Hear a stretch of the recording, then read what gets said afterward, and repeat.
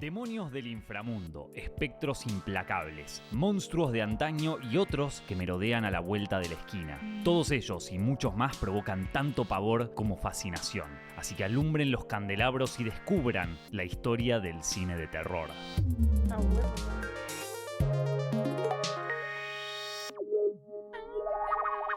El terror siempre fue un medio para hablar de temas tabú, como la muerte, las catástrofes y los impulsos primitivos del ser humano. De las leyendas pasó a la literatura, donde surgieron los primeros grandes clásicos: Frankenstein, la novela de Mary Shelley, y Drácula, escrita por Bram Stoker. Igual de fundamentales fueron las obras de Edgar Allan Poe y H.P. Lovecraft. Y el terror alcanzaría otro nivel gracias al cine. Pero el primer film de terror fue dirigido por uno de los pioneros, Georges Méliès. En La mansión del diablo de 1896, dos cavaliers deben enfrentarse al mismísimo diablo. Otros pioneros incursionaron en temáticas tenebrosas. Alice Guy realizó Fausto y Mefistófeles. Segundo de Chaumont presentó La mansión encantada, Satán Samus y El hotel eléctrico. Gaston Bell aportó con La Peine de Talión. En 1910, y por el lado de Estados Unidos, J. Searle Dawley dirigió la primera adaptación de Frankenstein. El cine de terror pegó un salto evolutivo en Alemania. Paul Wegener fue el responsable de El estudiante de Praga y de dos versiones de la novela El Golem. Dentro del expresionismo alemán salió El gabinete del Dr. Caligari, donde el personaje del título usa la hipnosis con fines perversos. Aquí se potenció otro tópico del género, la figura del Mad Doctor. Esa y otras piezas expresionistas influenciaron a visionarios de hoy en día como Tim Burton. Sin embargo, el ícono del expresionismo alemán y del cine de terror primigenio fue el Conde Orlok, el vampiro de Nosferatu, una sinfonía del horror. El director Friedrich Wilhelm Murnau adaptó Drácula sin comprar los derechos, lo que le valió problemas con la viuda de Stoker. En 1979, Werner Herzog filmó su propia versión, Nosferatu, Fantasma de la Noche, el vampiro, con Klaus Kinski. Por otra parte, se decía que Max Schreck, el actor que encarnó a Orlok, era un vampiro de verdad, una leyenda urbana que inspiró el largometraje La sombra del vampiro. Otros terrores llegaron de países nórdicos. El sueco Victor Sjöström estrenó La carreta fantasma. Desde Dinamarca llegó Hexen, un estudio sobre supersticiones y demonios. En los inicios del cine sonoro, Carl Theodor Dreyer dirigió Vampire. Durante los años 20, Hollywood presentó sus primeros films de terror, entre ellos una de las primeras adaptaciones de El extraño caso del Dr. Jekyll y Mr. Hyde, con John Barrymore. También apareció uno de los primeros actores asociados al género, Lon Chaney, quien se caracterizaba de los individuos más extravagantes. Su papel más famoso fue como el protagonista del Fantasma de la Ópera, pero el terror se consagró como género a principios de los 30. Estados Unidos atravesaba la Gran Depresión y hasta los estudios de Hollywood tambaleaban, entre ellos Universal Pictures, que dio luz verde a una adaptación de Drácula. Estrenada en 1931, la película transportó al público a un mundo con castillos y ataúdes. El vampiro asustaba, pero también era seductor, un mérito del actor húngaro Bela Lugosi, que quedó encasillado en ese género. Drácula fue dirigida por uno de los primeros directores vinculados al género y a lo extraño, Todd Browning. Después del Vampiro de Transilvania, pudo concretar el drama retorcido Freaks. Ante el suceso de Drácula, Universal apostó fuerte por los monstruos de la literatura o de leyendas antiguas. De inmediato consiguió otro éxito con Frankenstein. Boris Karloff inmortalizó la imagen cinematográfica por excelencia del monstruo. Al igual que Lugosi, se volvió un astro del género. Lo confirmó al componer a Imhotep en La momia.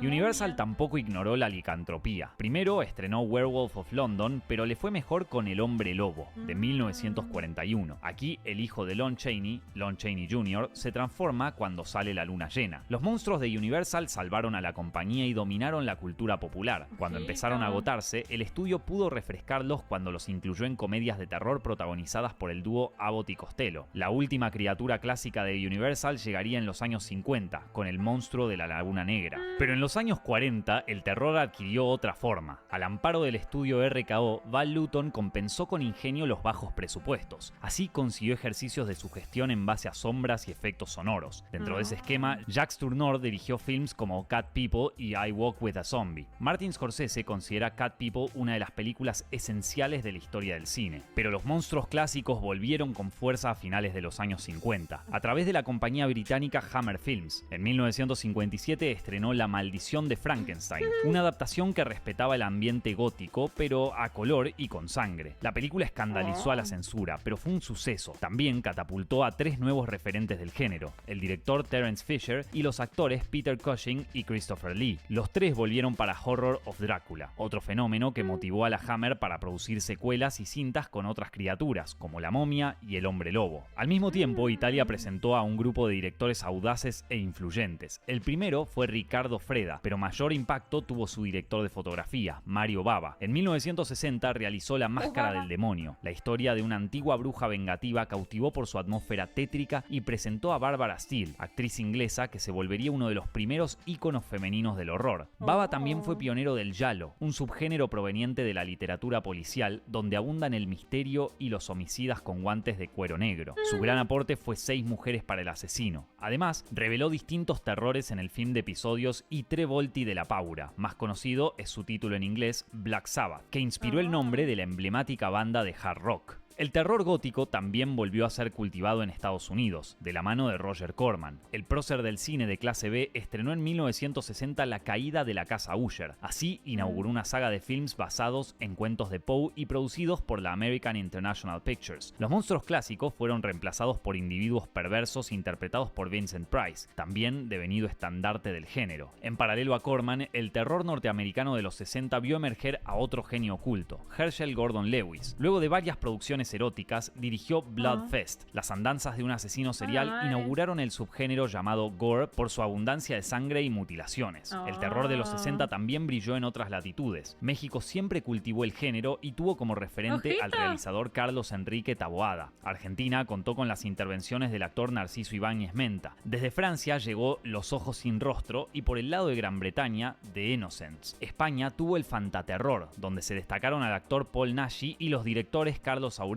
Amando de Osorio y Narciso Ibáñez Serrador, hijo de Ibáñez Menta. En la península ibérica también se creó el Festival de Sitges, el más importante dedicado al género fantástico y de terror. Pero el cine de miedo fue torcido por un cineasta que nunca se sumergió en el género, Alfred Hitchcock. Psicosis presentaba a Norman Bates, un propietario del hotel que mata caracterizado como su madre muerta. Por su parte, Los pájaros narra una invasión de aves. En esas 2 películas el monstruo ya no viene de lejos ni la acción sucede en otras épocas. Ahora la amenaza puede ser nuestro vecino y no siempre hay explicación para su violencia. Había nacido el terror moderno, que canalizó la angustia de la sociedad estadounidense ante los males de la época, los asesinatos impunes de John Fitzgerald Kennedy, Martin Luther King y Robert Kennedy, además de la guerra de Vietnam y el Watergate. Los primeros abanderados en esta movida se estrenaron en 1968. Por un lado, El bebé de Rosemary de Roman Polanski. Aquí la protagonista queda embarazada del anticristo. Por otro lado, surgió La noche de los muertos vivos. Esta producción independiente encumbró a su director, George A. Romero, que reinventó a los zombies como cadáveres antropófagos. El terror moderno cobró fuerza durante los 70, de la mano de directores que se transformaron en ídolos. Wes Craven debutó con La última casa a la izquierda sobre unos padres vengativos. Larry Cohen perturbó con It's Alive, con un bebé monstruoso. Toby Hooper estrenó La masacre de Texas acerca de jóvenes a merced de una familia de caníbales. Uno de ellos, Leatherface, usa máscaras de piel humana y una motosierra. La película ganó un culto inmediato. Pero si hubo un film en los 70 que sobresalió por sobre el resto fue El exorcista. Los tormentos de una niña poseída confirmó que el terror moderno podía suceder en la habitación de al lado. Además de romper la taquilla, demostró que el terror podía ser muy respetado. Ganó 2 Oscars y hasta fue nominada a Mejor Película, un hecho inaudito para una producción de esas características. Originó secuelas, copias y parodias, y hoy es considerada la mejor del género. También en los 70 emergió otra luminaria de la ficción oscura, Stephen King. Las primeras adaptaciones de sus novelas fueron Carrie, dirigida por Brian De Palma, y El Resplandor, a cargo de Stanley Kubrick, 2 clásicos por sí mismos. En tanto, el terror italiano fue revolucionado por un nuevo maese, Dario Argento. Llamó la atención por sus primeros gialli, como El rojo profundo. A partir de Suspiria, concibió experiencias pesadillescas, donde el delirio supera la lógica. Suspiria tuvo una remake en 2018, dirigida por Luca Guadagnino. Otros cineastas italianos que incursionaron en el terror fueron Lucio Fulci, Ruggero Deodato, Luigi Cosi, Umberto Lenzi, Michel Soavi y Lamberto Bava, hijo de Mario. El cine de Argento influyó en uno de los pilares de terror de los 70, Halloween. John Carpenter presentó a Michael Myers, un silencioso pero mortífero individuo de máscara blanca. Estrenada en 1978, fue una de las producciones independientes más rentables de la historia. Dio pie a una saga e impulsó un subgénero naciente, el slasher, películas acerca de asesinos enmascarados que matan adolescentes. El slasher dominó buena parte de los 80 gracias a su otro gran exponente, la saga de Viernes 13. Ahora, el homicida estelar era Jason Voorhees, que suele usar máscara de hockey y machetes. Pero en los 80 no todo fueron continuaciones y copias de Viernes 13. The Changeling apostó a un sugestivo relato de fantasmas. Steven Spielberg produjo Poltergeist, un clásico que dirigió Hooper. Craven le dio una vuelta de tuerca al slasher con A Nightmare on Elm Street, donde brilló una nueva clase de asesino, el carismático Freddy Krueger. Dio pie a una saga, como también ocurrió con Hellraiser y Chucky, el muñeco diabólico. Sam Raimi sorprendió con The Evil Dead y su secuela, Evil Dead 2, Dead by Dawn. Aquí mezcló horror y comedia negra, lo que reflejó otra tendencia de la década. Otros exponentes de ese estilo fueron El regreso de los muertos vivos, Reanimator y Bad Taste. Uno de los cineastas más personales de la época fue David Cronenberg.